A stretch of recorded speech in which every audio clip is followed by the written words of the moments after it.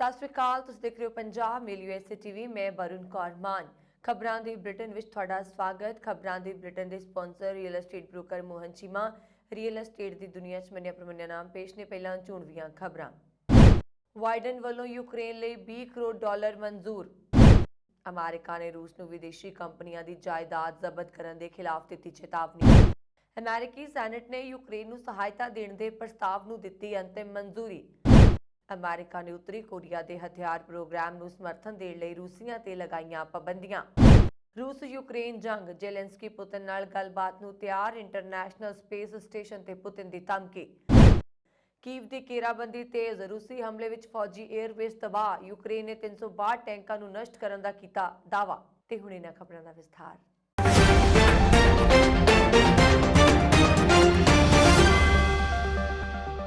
America ਦੇ ਰਾਸ਼ਟਰਪਤੀ ਜੋ ਬਾਈਡਨ ਵੱਲੋਂ ਅਮਰੀਕਾ ਦੇ ਵਿਦੇਸ਼ ਵਿਭਾਗ ਨੂੰ ਯੂਕਰੇਨ ਲਈ $20 ਕਰੋੜ ਅਮਰੀਕੀ ਡਾਲਰ ਦੀ ਵਾਧੂ ਸਹਾਇਤਾ ਮੁਹੱਈਆ ਕਰਵਾਉਣ ਦੀ ਮਨਜ਼ੂਰੀ ਦਿੱਤੀ ਜਾ ਰਹੀ ਹੈ।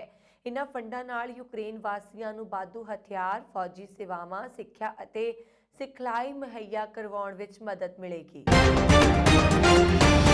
ਵਾਈਟ ਹਾਊਸ ਨੇ ਰੂਸ ਨੂੰ ਅਮਰੀਕਾ ਸਮੇਤ ਹੋਰ ਦੇਸ਼ਾਂ ਦੀਆਂ ਉਨ੍ਹਾਂ ਕੰਪਨੀਆਂ ਦੀ ਜਾਇਦਾਦ ਜ਼ਬਤ ਕਰਨ ਦੀ ਦਿਸ਼ਾ ਵਿੱਚ ਕੋਈ ਕਦਮ ਨਹੀਂ ਚੁੱਕਣ ਦੀ ਚੇਤਾਵਨੀ ਦਿੱਤੀ ਹੈ, ਜਿਨ੍ਹਾਂ ਨੂੰ ਯੂਕਰੇਨ ਤੇ ਹਮਲੇ ਦੇ ਰਾਸ਼ਟਰਪਤੀ ਵਲਾਦੀਮੀਰ ਪੁਤਿਨ ਦੇ ਫੈਸਲੇ ਦੇ ਵਿਰੋਧ ਵਿੱਚ ਜਾਂ ਤਾਂ ਰੂਸ ਛੱਡਣ ਦਾ ਫੈਸਲਾ ਕੀਤਾ ਹੈ ਜਾਂ ਫਿਰ ਦੇਸ਼ ਵਿੱਚ ਆਪਣਾ ਚਲਾਨ ਰੱਦ ਕਰ ਦਿੱਤਾ ਹੈ। ਵਾਈਟ ਹਾਊਸ ਦੀ ਪ੍ਰੈਸ ਸਕੱਤਰ ਜੇਨ ਸਾਕੀ ਨੇ ਟਵਿੱਟਰ ਤੇ ਲਿਖਿਆ ਕਿ ਇਸ ਤਰ੍ਹਾਂ ਦਾ ਕਦਮ 1917 ਦੀ ਯਾਦ ਦਿਵਾਏਗਾ ਅਤੇ ਰੂਸ ਨੂੰ ਦਹਾਕਿਆਂ ਤੱਕ ਨਿਵੇਸ਼ਕਾਂ ਦੀ ਬੇਭਰੋਸਗੀ ਝੱਲਣੀ ਪਏਗੀ। ਇਹੋ ਨਹੀਂ, ਰੂਸ ਨੂੰ ਉਹਨਾਂ ਕੰਪਨੀਆਂ ਦੇ ਕਾਨੂੰਨੀ ਦਾਅਵਿਆਂ ਦਾ ਵੀ ਸਾਹਮਣਾ ਕਰਨਾ ਪੈ ਸਕਦਾ ਹੈ ਜਿਨ੍ਹਾਂ ਦੀ ਜਾਇਦਾਦ ਜ਼ਬਤ ਕੀਤੀ ਜਾਏਗੀ। ਅਮਰੀਕੀ ਕਾਂਗਰਸ ਨੇ ਯੁੱਧ ਪ੍ਰਭਾਵਿਤ ਯੂਕਰੇਨ ਅਤੇ ਉਸਦੇ ਯੂਰਪੀ ਸਹਿਯੋਗੀਆਂ ਲਈ $13.6 ਅਰਬ ਦੀ ਫੌਜੀ ਅਤੇ ਮਨੁੱਖੀ ਐਮਰਜੈਂਸੀ ਸਹਾਇਤਾ ਨੂੰ ਮਨਜ਼ੂਰੀ ਦੇ ਦਿੱਤੀ ਹੈ। ਯੂਕਰੇਨ ਤੇ ਰੂਸ ਦੇ ਹਮਲੇ ਵਿੱਚ ਹੁਣ ਤੱਕ ਹਜ਼ਾਰਾਂ ਲੋਕਾਂ ਦੀ ਮੌਤ ਹੋ ਚੁੱਕੀ ਹੈ, ਜਦਕਿ 20 ਲੱਖ ਤੋਂ ਵੱਧ ਲੋਕਾਂ ਨੂੰ ਦੇਸ਼ ਛੱਡ ਕੇ ਭੱਜਣਾ ਪਿਆ ਹੈ। ਸੈਨੇਟ ਨੇ ਵੀਰਵਾਰ ਦੇਰ ਰਾਤ ਕੁੱਲ $1.5 ਲੱਖ ਕਰੋੜ ਅਮਰੀਕੀ ਡਾਲਰ ਦੇ ਪ੍ਰਸਤਾਵ ਨੂੰ ਮਨਜ਼ੂਰੀ ਦਿੱਤੀ ਹੈ। ਪ੍ਰਸਤਾਵ ਦੇ ਪੱਖ ਵਿੱਚ 68 ਅਤੇ ਵਿਰੋਧ ਵਿੱਚ 31 ਵੋਟਾਂ ਪਈਆਂ। ਸੀਨੇਟ ਦੇ ਬਹੁਗਿਣਤੀ ਨੇਤਾ ਚੱਕ ਸ਼ੂਮਰ ਨੇ VOTING ਤੋਂ ਥੋੜੀ ਦੇਰ ਪਹਿਲਾਂ ਕਿਹਾ, ਅਸੀਂ ਯੂਕਰੇਨ ਦੇ ਲੋਕਾਂ ਨਾਲ ਵਾਅਦਾ ਕਰਦੇ ਹਾਂ ਕਿ ਉਹਨਾਂ ਨੂੰ ਪੁਤਿਨ ਦੇ ਖਿਲਾਫ ਲੜਾਈ ਵਿੱਚ ਇਕੱਲੇ ਨਹੀਂ ਛੱਡਿਆ ਜਾਏਗਾ ਅਤੇ ਥੋੜੇ ਸਮੇਂ ਵਿੱਚ ਜਦੋਂ ਅਸੀਂ ਇਹ ਮਤਾ ਪਾਸ ਕਰ ਦੇਵਾਂਗੇ ਤਾਂ ਇਹ ਵਾਅਦਾ ਪੂਰਾ ਹੋ ਜਾਏਗਾ।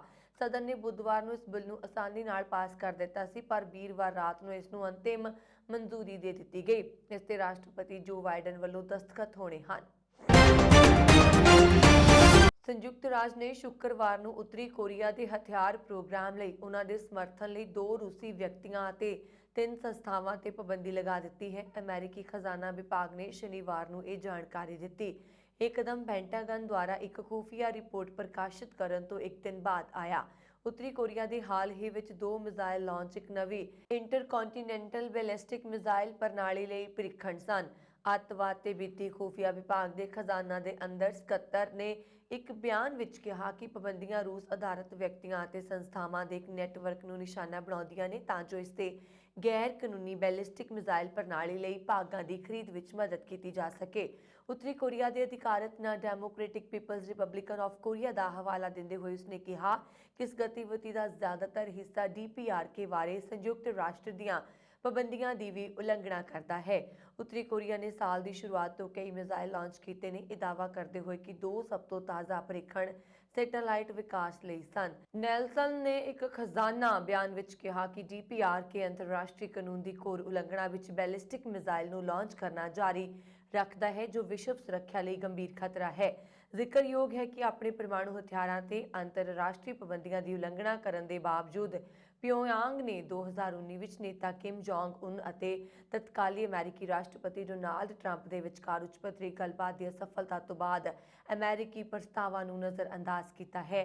ਕੂਟਨੀਤੀ ਦੀ ਬਜਾਏ ਪਿਓਂਗਯਾਂਗ ਨੇ ਆਪਣੀ ਫੌਜ ਨੂੰ ਆਧੁਨਿਕ ਬਣਾਉਣ ਲਈ ਕਿਮ ਦੀ ਮੁਹਿੰਮ ਤੇ ਦੁੱਗਣਾ ਕਰ ਦਿੱਤਾ। ਜਨਵਰੀ ਵਿੱਚ ਚੇਤਾਵਨੀ ਦਿੱਤੀ ਸੀ ਕਿ ਉਹ ਲੰਬੀ ਦੂਰੀ ਦੀਆਂ ਮਿਜ਼ਾਈਲਾਂ ਅਤੇ ਪਰਮਾਣੂ ਹਥਿਆਰਾਂ ਦੇ ਪ੍ਰੀਖਣ ਤੇ ਸਵੈ ਲਾਗੂ ਰੋਕਾਂ ਨੂੰ ਛੱਡ ਸਕਦਾ ਹੈ। ਰੂਸ ਯੂਕਰੇਨ ਜੰਗ ਨੂੰ 17 ਦਿਨ ਹੋ ਚੁੱਕੇ ਨੇ, ਤਬਾਹੀ ਰੁਕਣ ਦਾ ਨਾਮ ਨਹੀਂ ਲੈ ਰਹੀ। ਇਸ ਵਿਚਾਲੇ ਯੂਕਰੇਨ ਦੇ ਰਾਸ਼ਟਰਪਤੀ ਜ਼ੇਲੈਂਸਕੀ ਨੇ ਕਿਹਾ ਕਿ ਉਹ ਰੂਸੀ ਰਾਸ਼ਟਰਪਤੀ ਵਲਾਦੀਮੀਰ ਪੁਤਿਨ ਨਾਲ ਇਜ਼ਰਾਈਲ ਦੇ ਸ਼ਹਿਰ ਯਰੂਸ਼ਲਮ ਵਿੱਚ ਗੱਲਬਾਤ ਕਰਨ ਲਈ ਤਿਆਰ ਨੇ। ਜ਼ੇਲੈਂਸਕੀ ਨੇ ਕਿਹਾ ਕਿ ਇਸ ਗੱਲਬਾਤ ਲਈ ਇਜ਼ਰਾਈਲੀ ਪ੍ਰਧਾਨ ਮੰਤਰੀ ਨਫਤਾਲੀ ਬੇਨੇਟ ਨੂੰ ਵਿਚੋਲਗੀ ਕਰਨੀ ਚਾਹੀਦੀ ਹੈ। ਬੈਨੇਟ ਨੇ ਕੁਝ ਦਿਨ ਪਹਿਲਾਂ ਮਾਸਕੋ ਦਾ ਦੌਰਾ ਕੀਤਾ ਸੀ। ਇਸ ਦੌਰਾਨ ਦੋਵਾਂ ਦੇਸ਼ਾਂ ਦੇ ਵਿਚਾਲੇ ਵਿਚੋਲਗੀ ਦੀ ਪੇਸ਼ਕਸ਼ ਕੀਤੀ ਸੀ। ਦੂਜੇ ਪਾਸੇ ਰੂਸ ਨੇ ਯੂਕਰੇਨ ਦੀ ਰਾਜਧਾਨੀ ਕੀਵ ਤੇ ਉਸਦੇ ਆਲੇ ਦੁਆਲੇ ਦੇ ਇਲਾਕਿਆਂ ਵਿੱਚ ਹਮਲੇ ਤੇਜ਼ ਕਰ ਦਿੱਤੇ ਹਨ। ਪੱਛਮੀ ਦੇਸ਼ ਰੂਸ ਤੇ ਨਕੇਲ ਕੱਸਣ ਲਈ ਲਗਾਤਾਰ ਪਾਬੰਦੀਆਂ ਦਾ ਐਲਾਨ ਕਰ ਰਹੇ ਨੇ। ਇਸ ਤੇ ਪਲਟਵਾਰ ਵਿੱਚ ਰੂਸ ਦੀ ਸਖਤ ਐਕਸ਼ਨ ਲੈ ਰਿਹਾ ਹੈ। ਰੂਸ ਨੇ ਧਮਕੀ ਦਿੰਦੇ ਹੋਏ ਕਿਹਾ ਕਿ ਪੱਛਮੀ ਦੇਸ਼ਾਂ ਵੱਲੋਂ ਲਗਾਈਆਂ ਗਈਆਂ ਪਾਬੰਦੀਆਂ ਕਰਕੇ ਇੰਟਰਨੈਸ਼ਨਲ ਸਪੇਸ ਸਟੇਸ਼ਨ ਕ੍ਰੈਸ਼ ਹੋ ਸਕਦਾ ਹੈ। ਅਮਰੀਕਾ ਤੇ ਰੂਸ ਪਿਛਲੇ 24 ਸਾਲਾਂ ਤੋਂ ਇੰਟਰਨੈਸ਼ਨਲ ਸਪੇਸ ਸਟੇਸ਼ਨ ਤੇ ਰੱਖ ਰਖਾਅ ਲਈ ਇਕੱਠੇ ਕੰਮ ਕਰ ਰਹੇ ਨੇ। ਇੱਥੇ ਦੋਵਾਂ ਦੇ ਤਾਲਮੇਲ ਨਾਲ 21ਵੀਂ ਸਦੀ ਦੀਆਂ ਕਈ ਅਹਿਮ ਖੋਜਾਂ ਵੀ ਹੋਈਆਂ ਨੇ, ਪਰ ਯੂਕਰੇਨ ਜੰਗ ਦੇ ਹਾਲਾਤ ਨੂੰ ਬਿਲਕੁਲ ਬਦਲ ਦਿੱਤਾ ਹੈ। ਰੂਸ ਦੀ ਧਮਕੀ ਤੋਂ ਬਾਅਦ ਅਮਰੀਕੀ ਐਸਟਰੋਨੌਟ ਮਾਰਕ ਵੰਦੇ ਹੀ 2 ਹੋਰ ਰੂਸੀ ਪੁਲਾੜ ਯਾਤਰੀਆਂ ਦੇ ਨਾਲ ਕਾਜ਼ਕਿਸਤਾਨ ਵਿੱਚ ਉਤਰਨ ਦਾ ਐਲਾਨ ਕਰ ਰਹੇ ਨੇ। ਇੰਟਰਨੈਸ਼ਨਲ ਸਪੇਸ ਸਟੇਸ਼ਨ ਨੂੰ 2 ਹਿੱਸਿਆਂ ਵਿੱਚ ਵੰਡਿਆ ਗਿਆ ਹੈ। ਇੱਕ ਹਿੱਸੇ ਨੂੰ ਰੂਸ ਆਪਰੇਟ ਕਰਦਾ ਹੈ ਤਾਂ ਦੂਜੇ ਨੂੰ ਅਮਰੀਕਾ। 1998 ਵਿੱਚ ਰੂਸ ਤੇ ਅਮਰੀਕਾ ਦੇ ਐਸਟਰੋਨੌਟ ਨੇ ਇਕੱਠੇ ਇਸ ਸਪੇਸ ਸਟੇਸ਼ਨ ਵਿੱਚ ਕਦਮ ਰੱਖਿਆ ਸੀ। ਉਦੋਂ ਤੋਂ ਦੋਵਾਂ ਵਿਚਾਲੇ ਸਾਂਝੇਦਾਰੀ ਜਾਰੀ ਹੈ। ਰੂਸੀ ਫੌਜ ਨੇ ਕੀਵ ਦੀ ਘੇਰਾਬੰਦੀ ਤੇਜ਼ ਕਰ ਦਿੱਤੀ ਹੈ। ਸਮਾਚਾਰ ਏਜੰਸੀ AP ਦੀ ਰਿਪੋਰਟ ਮੁਤਾਬਕ ਰੂਸੀ ਫੌਜ ਉੱਤਰ ਪੂਰਬ ਵੱਲੋਂ ਕੀਵ ਵੱਲ ਵੱਧਦੀ ਨਜ਼ਰ ਆਈ, ਜਿਸ ਕਾਰਨ ਯੂਕਰੇਨ ਦੇ ਹਵਾਈ ਹਮਲੇ ਤੇਜ਼ ਹੋ ਗਏ ਹਨ। ਸਮਾਚਾਰ ਏਜੰਸੀ ANI ਮੁਤਾਬਕ ਮੇਅਰ ਨਤਾਲੀਆ ਬਾਲਨਿਸੋਵਿਚ ਨੇ ਕਿਹਾ ਕਿ ਰੂਸੀ ਸੈਨਾ ਨੇ ਯੂਕਰੇਨ ਦੇ ਕੀਵ ਉਬਜ਼ਾਲਸ ਦੇ ਵਾਸਕਲੇਵ ਸ਼ਹਿਰ ਵਿੱਚ ਫੌਜੀ ਹਵਾਈ ਖੇਤਰ ਨੂੰ 8 ਮਿਜ਼ਾਈਲਾਂ ਦਾ ਕੇ ਨਸ਼ਟ ਕਰ ਦਿੱਤਾ। ਦਾ ਕੀਵ ਇੰਡੀਪੈਂਡੈਂਟ ਦਾ ਰਿਪੋਰਟ ਮੁਤਾਬਕ ਰੂਸੀ ਫੌਜ ਨੇ ਇੱਕ ਸਥਾਨਕ ਤੇਲ ਡਿਪੂ ਨੂੰ ਵੀ ਤਬਾਹ ਕਰ ਦਿੱਤਾ। ਰੂਸੀ ਹਮਲੇ ਵਿੱਚ ਅਸਲਾ ਡਿਪੂ ਨੂੰ ਅੱਗ ਲੱਗ ਗਈ। ਰੂਸ ਤੇ ਯੂਕਰੇਨ ਵਿਚਾਲੇ ਸੰਘਰਸ਼ ਵਧਣ ਕਾਰਨ ਮਰਨ ਵਾਲਿਆਂ ਦੀ ਗਿਣਤੀ ਵੱਧ ਰਹੀ ਹੈ। ਰੂਸੀ ਹਮਲੇ 'ਚ ਕੁੱਲ 79 ਯੂਕਰੇਨੀ ਬੱਚੇ ਮਾਰੇ ਗਏ ਤੇ ਕਰੀਬ 100 ਬੱਚੇ ਜ਼ਖਮੀ ਹੋਏ ਨੇ। ਇਸ ਨਾਲ ਹੀ ਯੂਕਰੇਨ ਦੀਆਂ ਹਥਿਆਰਬੰਦ ਸੈਨਾਵਾਂ ਦਾ ਦਾਅਵਾ ਹੈ ਕਿ ਉਹਨਾਂ ਨੇ 362 ਰੂਸੀ ਟੈਂਕਾਂ ਨੂੰ ਤਬਾਹ ਕਰਕੇ 12,000 ਤੋਂ ਵੱਧ ਦੁਸ਼ਮਣ ਸੈਨਿਕਾਂ ਨੂੰ ਮਾਰ ਦਿੱਤਾ ਹੈ। ਸ਼ਰਨਾਰਥੀਆਂ ਦੇ ਕਾਫਲੇ ਤੇ ਰੂਸੀ ਗੋਲਾਬਾਰੀ ਵਿੱਚ ਇੱਕ ਬੱਚੇ ਸਮੇਤ ਯੂਕਰੇਨ ਦੇ 7 ਲੋਕਾਂ ਦੀ ਮੌਤ ਹੋ ਗਈ।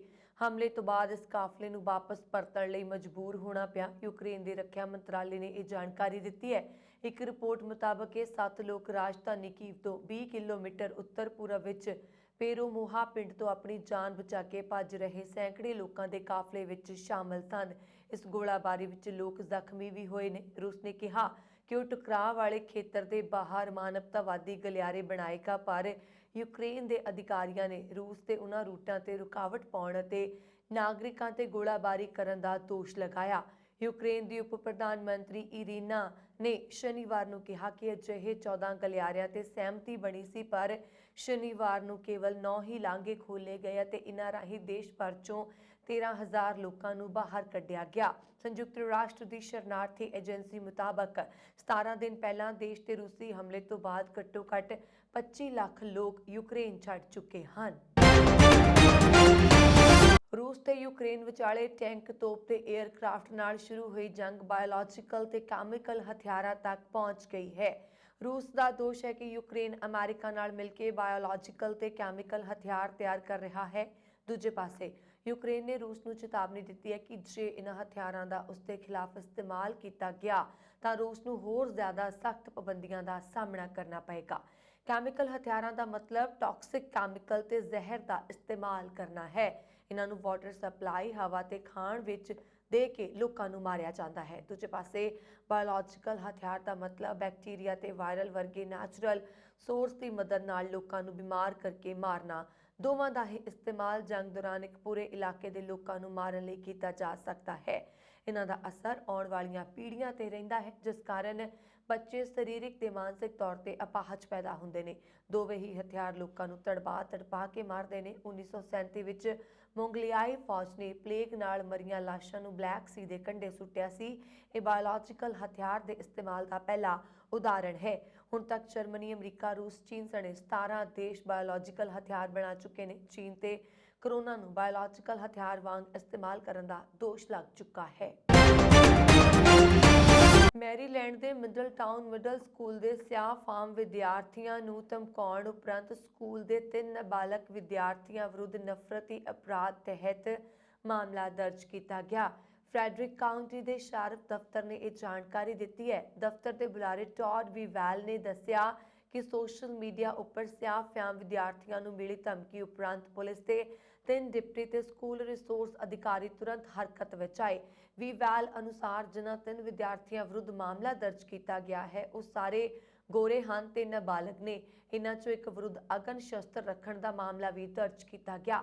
ਸ਼eriff ਦਫ਼ਤਰ ਨੇ ਜਾਰੀ ਇੱਕ ਪ੍ਰੈਸ ਰਿਲੀਜ਼ ਵਿੱਚ ਕਿਹਾ ਕਿ ਫਰੈਡਰਿਕ ਕਾਉਂਟੀ ਪਬਲਿਕ ਸਕੂਲ ਦੇ ਅਧਿਕਾਰੀਆਂ ਨਾਲ ਤਾਲਮੇਲ ਕਰਕੇ ਪੁਲਿਸ ਅਫਸਰਾਂ ਨੇ ਸਕੂਲ ਪ੍ਰਸ਼ਾਸਨ ਦੇ ਸਹਿਯੋਗ ਨਾਲ ਤੁਰੰਤ ਸ਼ੱਕੀ ਵਿਦਿਆਰਥੀ ਦੀ ਪਛਾਣ ਕੀਤੀ ਹੈ ਤੇ ਕੋਈ ਅਣਹੋਣੀ ਵਾਪਰਨ ਤੋਂ ਪਹਿਲਾਂ ਹੀ ਕਾਰਵਾਈ ਅਮਲ 'ਚ ਲਿਆਂਦੀ ਹੈ। ਨਾਮਜ਼ਦ ਵਿਦਿਆਰਥੀਆਂ ਨੂੰ ਜਾਂਚ ਮੁਕੰਮਲ ਹੋਣ ਤੱਕ ਸਕੂਲ ਕੈਂਪਸ ਵਿੱਚ ਦਾਖਲ ਹੋਣ ਤੋਂ ਮਨ੍ਹਾ ਕਰ ਦਿੱਤਾ ਗਿਆ ਹੈ।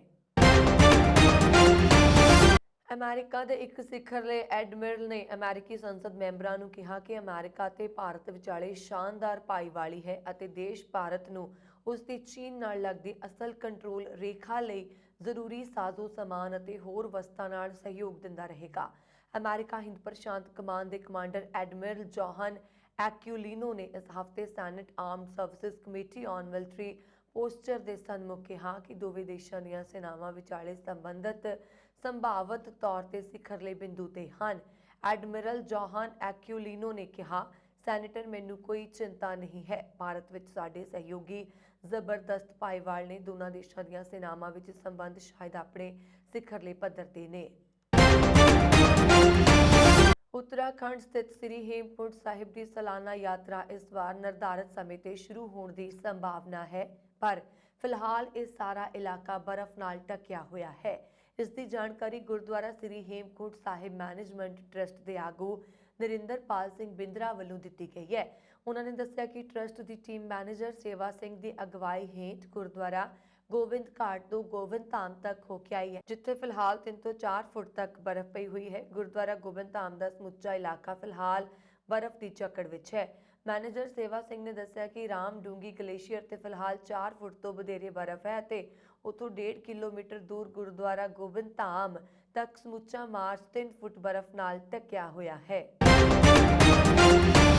ਰਾਇਲ ਕੈਨੇਡੀਅਨ ਮਾਊਂਟਡ ਪੁਲਿਸ ਦੇ ਸੀਨੀਅਰ ਪੰਜਾਬੀ ਅਧਿਕਾਰੀ ਦੇਵ ਚੌਹਾਨ ਨੂੰ ਬ੍ਰਿਟਿਸ਼ ਕੋਲੰਬੀਆ ਸੂਬੇ ਦੇ ਸ਼ਹਿਰ ਰਿਚਮੰਡ ਦਾ ਪੁਲਿਸ ਮੁਖੀ ਨਿਯੁਕਤ ਕੀਤਾ ਗਿਆ, ਜੋ ਕਿ ਸਮੁੱਚੇ ਪੰਜਾਬੀ ਭਾਈਚਾਰੇ ਲਈ ਮਾਣ ਵਾਲੀ ਗੱਲ ਹੈ।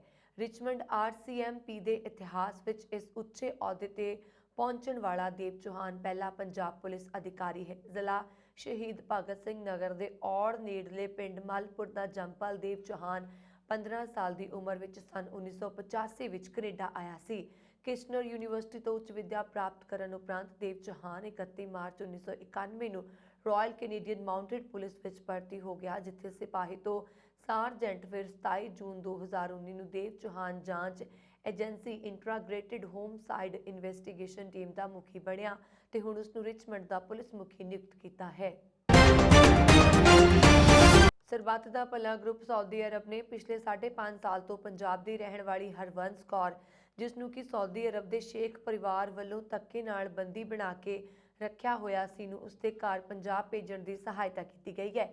ਇਸ ਸੰਬੰਧੀ ਸਰਬੱਤ ਭਲਾ ਗਰੁੱਪ ਦੇ ਜੱਸੀ ਬੈਂਸ ਨੇ ਦੱਸਿਆ ਕਿ ਪੰਜਾਬ ਦੀ ਰਹਿਣ ਵਾਲੀ ਹਰਵੰਸ ਕੌਰ, ਜੋ ਕਿ ਸਾਊਦੀ ਅਰਬ ਦੇ ਇੱਕ ਪਰਿਵਾਰ ਵਿੱਚ ਕੰਮ ਕਰਦੀ ਸੀ, ਹਰਵੰਸ ਕੌਰ ਦੇ ਪਤੀ ਦੀ ਮੌਤ ਹੋਣ ਦੇ ਬਾਵਜੂਦ ਸਾਊਦੀ ਅਰਬ ਦਾ ਸ਼ੇਖ ਪਰਿਵਾਰ ਉਸ ਨੂੰ ਵਾਪਸ ਪੰਜਾਬ ਨਹੀਂ ਸੀ ਆਉਣ ਦੇ ਰਿਹਾ। ਜਦੋਂ ਇਸ ਸੰਬੰਧੀ ਗਰੁੱਪ ਸਰਬੱਤ ਦਾ ਭਲਾ ਦੇ ਜੱਸੀ ਬੈਂਸ ਨੂੰ ਪਤਾ ਚੱਲਿਆ ਤਾਂ ਉਹਨਾਂ ਨੇ ਭਾਰਤੀ ਐਮਬੈਸੀ ਦੇ ਵਕੀਲ ਯਾਕੂਬ ਖਾਨ ਦੀ ਮਦਦ ਨਾਲ ਹਰਵੰਸ ਕੌਰ ਨੂੰ ਪੰਜਾਬ ਭੇਜਣ ਵਿੱਚ ਮਦਦ ਕੀਤੀ ਤੇ ਉਸ ਦੀ ਸ਼ੇਖ ਪਰਿਵਾਰ ਕੋਲ ਬਕਾਇਆ ਤਨਖਾਹ, ਜੋ ਕਿ 11,400 ਰਿਆਲ ਦਵਾ ਕੇ ਉਸ ਨੂੰ ਭਾਰਤੀ ਐਮਬੈਸੀ ਦੀ ਮਦਦ ਨਾਲ ਵਾਪਸ ਪੰਜਾਬ ਭੇਜਿਆ ਗਿਆ। ਇਸ ਮੌਕੇ ਸਰਬੱਤ ਦਾ ਭਲਾ ਗਰੁੱਪ ਦੇ ਸਮੂਹ ਮੈਂਬਰਾਂ ਨੇ ਐਡਵੋਕੇਟ ਯਾਕੂਬ ਖਾਨ ਦਾ ਧੰਨਵਾਦ ਕੀਤਾ।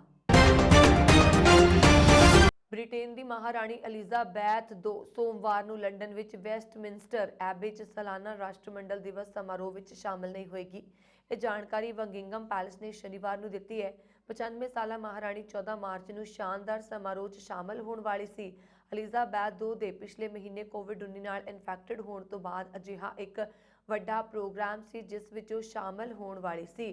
ਬੰਗਿੰਗਮ ਪੈਲੇਸ ਨੇ ਐਲਿਜ਼ਾਬੈਥ II ਦੀ ਗੈਰ ਹਾਜ਼ਰੀ ਦਾ ਕੋਈ ਵਿਸ਼ੇਸ਼ ਕਾਰਨ ਨਹੀਂ ਦੱਸਿਆ, ਪਰ ਇਹ ਉਹਨਾਂ ਦੀ ਖਰਾਬ ਸਿਹਤ ਨਾਲ ਸੰਬੰਧਿਤ ਨਹੀਂ ਮੰਨਿਆ ਜਾ ਰਿਹਾ ਹੈ।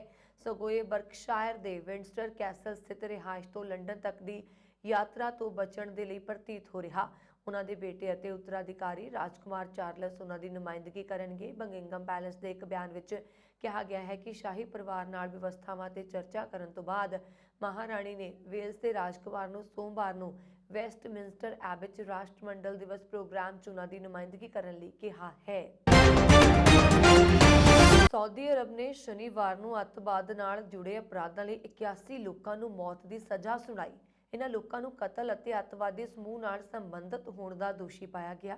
ਸਾਊਦੀ ਅਰਬ ਦੇ ਆਧੁਨਿਕ ਇਤਿਹਾਸ ਵਿੱਚ ਅਜਿਹਾ ਪਹਿਲੀ ਵਾਰ ਹੋ ਰਿਹਾ ਜਦੋਂ ਇੰਨੇ ਲੋਕਾਂ ਨੂੰ ਮੌਤ ਦੀ ਸਜ਼ਾ ਦਿੱਤੀ ਗਈ। ਇਸ ਤੋਂ ਪਹਿਲਾਂ ਸਾਲ 1979 ਵਿੱਚ ਮੱਕਾ ਦੀ ਗ੍ਰੈਂਡ ਮਸਜਿਦ ਤੇ ਕਬਜ਼ਾ ਕਰਨ ਦੇ ਦੋਸ਼ੀ 63 ਅੱਤਵਾਦੀਆਂ ਨੂੰ ਜਨਵਰੀ 1980 ਵਿੱਚ ਫਾਂਸੀ ਦਿੱਤੀ ਗਈ। ਫਿਲਹਾਲ ਇਸ ਪਿੱਛੇ ਕਾਰਨ ਦਾ ਪਤਾ ਨਹੀਂ ਲੱਗ ਸਕਿਆ ਹੈ ਕਿ ਸਾਊਦੀ ਨੇ ਮੌਤ ਦੀ ਸਜ਼ਾ ਲਈ ਸ਼ਨੀਵਾਰ ਨੂੰ ਕਿਉਂ ਚੁਣਿਆ ਹੈ। ਸਰਕਾਰੀ ਸਾਊਦੀ ਪ੍ਰੈਸ ਏਜੰਸੀ ਦਾ ਕਹਿਣਾ ਹੈ ਕਿ ਸ਼ਨੀਵਾਰ ਨੂੰ ਫਾਂਸੀ ਤੇ ਲਟਕਾਏ ਗਏ ਇਹਨਾਂ 'ਚ ਉਹ ਲੋਕ ਸ਼ਾਮਲ ਨੇ ਜਿਨ੍ਹਾਂ ਨੂੰ ਮਾਸੂਮ ਆਦਮੀਆਂ, ਔਰਤਾਂ ਤੇ ਬੱਚਿਆਂ ਦੀ ਹੱਤਿਆ ਸਮੇਤ ਵੱਖ-ਵੱਖ ਅਪਰਾਧਾਂ ਲਈ ਦੋਸ਼ੀ ਠਹਿਰਾਏ ਗਏ ਹਨ। ਫਾਂਸੀ ਦਿੱਤੇ ਗਏ ਲੋਕਾਂ 'ਚ ਬਹੁਤ ਸਾਰੇ ਅਲ-ਕਾਇਦਾ, ਇਸਲਾਮਿਕ ਸਟੇਟ ਸਮੂਹ ਦੇ ਮੈਂਬਰ ਅਤੇ ਸਮਰਥਨ ਹਾਸਲ ਲੋਕ ਸ਼ਾਮਲ ਸੀ। ਸਾਊਦੀ ਦੀ ਅਗਵਾਈ ਵਾਲਾ ਫੌਜੀ ਗੱਠਜੋੜ ਯਮਨ ਵਿੱਚ 2015 ਤੋਂ ਈਰਾਨ ਸਮਰਥਿਤ ਹੌਤੀ ਬਾਗੀਆਂ ਵਿਰੁੱਧ ਜੰਗ ਲੜ ਰਿਹਾ ਤਾਂ ਜੋ ਇੱਥੇ ਅੰਤਰਰਾਸ਼ਟਰੀ ਮਾਨਤਾ ਪ੍ਰਾਪਤ ਸਰਕਾਰ ਨੂੰ ਬਹਾਲ ਕੀਤਾ ਜਾ ਸਕੇ। ਮੌਤ ਦੀ ਸਜ਼ਾ ਸੁਣਾਏ ਗਏ ਲੋਕਾਂ ਬਾਰੇ ਜ਼ਿਆਦਾ ਜਾਣਕਾਰੀ ਨਹੀਂ ਦਿੱਤੀ ਗਈ ਹੈ ਅਤੇ ਨਾ ਹੀ ਇਹ ਦੱਸਿਆ ਹੈ ਕਿ ਉਹਨਾਂ ਨੂੰ ਕਿੱਥੇ ਫਾਂਸੀ ਦਿੱਤੀ ਗਈ। ਸਾਊਦੀ ਪ੍ਰੈਸ ਏਜੰਸੀ ਨੇ ਕਿਹਾ ਕਿ ਦੋਸ਼ੀਆਂ ਨੂੰ ਸਾਊਦੀ ਕਾਨੂੰਨ ਤਹਿਤ ਵਕਾਲਤ ਕਰਨ ਅਤੇ ਆਪਣੇ ਸਾਰੇ ਅਧਿਕਾਰਾਂ ਦੀ ਵਰਤੋਂ ਕਰਨ ਦੀ ਆਗਿਆ ਦਿੱਤੀ ਗਈ ਸੀ। ਰਿਪੋਰਟ ਵਿੱਚ ਕਿਹਾ ਗਿਆ ਹੈ, ਸਾਊਦੀ ਅਰਬ ਅੱਤਵਾਦ ਅਤੇ ਦੁਨੀਆ ਦੀ ਸਥਿਰਤਾ ਲਈ ਖਤਰਾ ਪੈਦਾ ਕਰਨ ਵਾਲੀਆਂ ਕੱਟੜਪੰਥੀ ਵਿਚਾਰਧਾਵਾਂ ਖਿਲਾਫ ਸਖਤ ਅਤੇ ਗੈਰ ਸਮਝੌਤਾਪੂਰਨ ਸਟੈਂਡ ਲੈਣਾ ਜਾਰੀ ਰੱਖੇਗਾ। ਸਾਊਦੀ ਅਰਬ ਵਿੱਚ ਆਮ ਤੌਰ ਤੇ ਮੌਤ ਦੀ ਸਜ਼ਾ ਵਾਲੇ ਕੈਦੀਆਂ ਦਾ ਸਿਰ ਕਲਮ ਕੀਤਾ ਜਾਂਦਾ ਹੈ। ਭਗਵੰਤ ਮਾਨ 16 ਮਾਰਚ ਨੂੰ ਸ਼ਹੀਦ ਭਗਤ ਸਿੰਘ ਦੇ ਪਿੰਡ ਖਟਕੜ ਕਲਾਂ ਵਿੱਚ ਮੁੱਖ ਮੰਤਰੀ ਅਹੁਦੇ ਦੀ ਸਹੁੰ ਚੁੱਕਣਗੇ। ਉਸ ਸਮੇਂ ਭਗਵੰਤ ਮਾਨ ਦੇ ਨਾਲ 17 ਨਹੀਂ 6 ਮੰਤਰੀ ਹੀ ਕੈਬਨਿਟ ਮੰਤਰੀ ਦੀ ਸਹੁੰ ਚੁੱਕ ਲੈਣਗੇ। ਹਾਲਾਂਕਿ ਅਜੇ ਗ੍ਰਹਿ ਵਿਭਾਗ ਨੂੰ ਲੈ ਕੇ ਪਾਰਟੀ ਵਿੱਚ ਪੇਚ ਫਸਿਆ ਹੋਇਆ ਹੈ। ਆਪ ਦੀ ਚੋਟੀ ਦੀ ਲੀਡਰਸ਼ਿਪ ਕੁੰਵਰ ਵਿਜੇ ਪ੍ਰਤਾਪ ਨੂੰ ਗ੍ਰਹਿ ਵਿਭਾਗ ਦੇਣ ਦੀ ਚਾਹਵਾਨ ਹੈ, ਜਦਕਿ ਪਾਰਟੀ ਦੇ ਕੁਝ ਵਿਧਾਇਕ ਹਰਪਾਲ ਸਿੰਘ ਚੀਮਾ ਤੇ ਅਮਨ ਅਰੋੜਾ ਨੂੰ ਦਿੱਤੇ ਜਾਣ ਦੇ ਪੱਖ ਵਿੱਚ ਨੇ। ਹਾਲਾਂਕਿ ਕੈਬਨਿਟ ਦੇ ਗਠਨ ਤੇ ਚਰਚਾ ਅਜੇ ਸ਼ੁਰੂਆਤੀ ਦੌਰ ਵਿੱਚ ਹੈ, ਪਰ ਪਾਰਟੀ ਦੇ ਅੰਦਰੂਨੀ ਸੂਤਰਾਂ ਦਾ ਕਹਿਣਾ ਹੈ ਕਿ ਇੱਕ ਵਾਰ ਵਿੱਚ 17 ਕੈਬਨਿਟ ਮੰਤਰੀਆਂ ਨੂੰ ਸਹੁੰ ਦਿਵਾਉਣ ਦੇ ਪੱਖ ਵਿੱਚ ਪਾਰਟੀ ਦਾ ਚੋਟੀ ਦੀ ਲੀਡਰਸ਼ਿਪ ਨਹੀਂ ਹੈ। ਉਹਨਾਂ ਨਾਲ ਸਹੁੰ ਲੈਣ ਵਾਲੇ ਲਗਭਗ 6 ਮੰਤਰੀ ਹੀ ਇਸ ਸਹੁੰ ਚੁੱਕ ਸਮਾਰੋਹ ਵਿੱਚ ਸ਼ਾਮਲ ਹੋਣਗੇ। ਨਾਲ ਹੀ 2017 ਦੀਆਂ ਚੋਣਾਂ ਤੋਂ ਬਾਅਦ 2022 ਦੀਆਂ ਵਿਧਾਨ ਸਭਾ ਚੋਣਾਂ ਵਿੱਚ ਅਜਿਹੇ ਕਈ ਚਿਹਰੇ ਨੇ ਜੋ ਆਮ ਆਦਮੀ ਪਾਰਟੀ ਛੱਡ ਕੇ ਦੂਜੀਆਂ ਪਾਰਟੀਆਂ ਵਿੱਚ ਸ਼ਾਮਲ ਹੋ ਚੁੱਕੇ ਨੇ, ਪਰ ਪਾਰਟੀ ਵਿੱਚ ਪੁਰਾਣੇ ਸਮੇਂ ਦੇ ਕੁਝ ਨੇਤਾ ਅਜਿਹੇ ਹਨ ਜੋ ਪੂਰੇ ਸਮਰਪਣ ਤੇ ਇਮਾਨਦਾਰੀ ਨਾਲ ਪਾਰਟੀ ਦੇ ਚੋਟੀ ਦੇ ਨੇਤਾਵਾਂ ਨਾਲ ਖੜੇ ਰਹੇ। ਹੁਣ ਉਹਨਾਂ ਦੀ ਵਫਾਦਾਰੀ ਲਈ ਇਨਾਮ ਮਿਲਣ ਦਾ ਸਮਾਂ ਹੈ। ਹਾਲਾਂਕਿ ਕੁਝ ਵਿਭਾਗ ਤੇ ਸਹਿਮਤੀ ਨਹੀਂ ਬਣ ਪਾ ਰਹੀ। ਇਹਨਾਂ ਵਿੱਚ ਮੁੱਖ ਤੌਰ ਤੇ ਗ੍ਰਹਿ ਵਿਭਾਗ ਸ਼ਾਮਲ ਹੈ। ਗ੍ਰਹਿ ਵਿਭਾਗ ਨੂੰ ਲੈ ਕੇ ਕੁੰਵਰ ਵਿਜੇ ਪ੍ਰਤਾਪ ਅਜੇ ਸਭ ਤੋਂ ਅੱਗੇ ਦਿਖਾਈ ਦੇ ਰਹੇ ਨੇ। ਉਹਨਾਂ ਦੇ ਪੁਲਿਸ ਵਿਭਾਗ ਦੇ ਲੰਬੇ ਤਜਰਬੇ ਨੂੰ ਦੇਖਦੇ ਹੋਏ ਪਾਰਟੀ ਦੀ ਚੋਟੀ ਦੀ ਲੀਡਰਸ਼ਿਪ ਉਹਨਾਂ ਨੂੰ ਗ੍ਰਹਿ ਵਿਭਾਗ ਦੇਣ ਦੀ ਚਾਹਵਾਨ ਹੈ। ਹਾਲਾਂਕਿ ਪਾਰਟੀ ਦੇ ਕੁਝ ਵਿਧਾਇਕ ਇਹ ਵਿਭਾਗ ਹਰਪਾਲ ਸਿੰਘ ਚੀਮਾ ਤੇ ਅਮਨ ਅਰੋੜਾ ਨੂੰ ਦੇਣ ਲਈ ਖੜਾ ਹੋਇਆ ਹੈ। ਇਹ ਸਨ ਹੁਣ ਤੱਕ ਦੀਆਂ ਖਬਰਾਂ। ਮੈਨੂੰ ਵਰੁਣ ਕੌਰ ਮਾਨ ਨੂੰ ਦਿਓ ਆਗਿਆ। ਹੋਰ ਖਬਰਾਂ ਦੇ ਲਈ ਸਾਡਾ YouTube ਚੈਨਲ ਪੰਜਾਬ ਮੇਲ USA TV ਜ਼ਰੂਰ ਸਬਸਕ੍ਰਾਈਬ ਕਰੋ। ਸਤਿ ਸ਼੍ਰੀ ਅਕਾਲ।